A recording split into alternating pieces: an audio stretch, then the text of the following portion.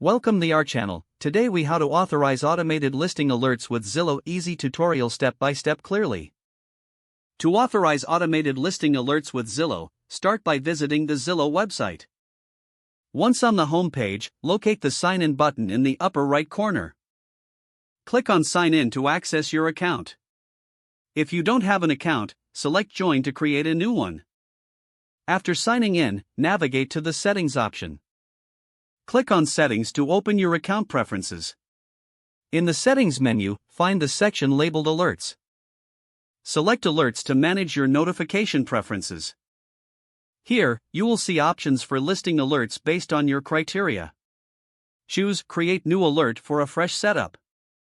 Enter the specific criteria for your listing alert.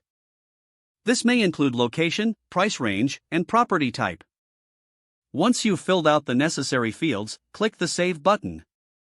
Now, return to the Alerts section to confirm your created alert is listed.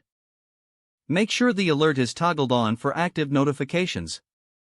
Zillow will now send you automated alerts based on your preferences. You can adjust your criteria or turn off alerts anytime by revisiting the Alerts section.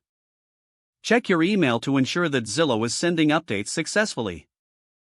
If you encounter issues, revisit your email settings to confirm notifications are enabled. That's it. You are now set up to receive automated listing alerts from Zillow. If the page does not load, refresh the browser or try again in a private or incognito window. Make sure you are using the correct email address, then retype it carefully to avoid small typos. If your password is not accepted, use the reset option and create a new strong password you can remember. Check your spam folder for verification or security emails, then complete any requested confirmation steps. Enable two-factor authentication if available to improve account security and reduce unauthorized access risk. After signing in, review your profile details so your contact information and settings are accurate and current. If you see an error message, note it down and try again after restarting your device and internet connection.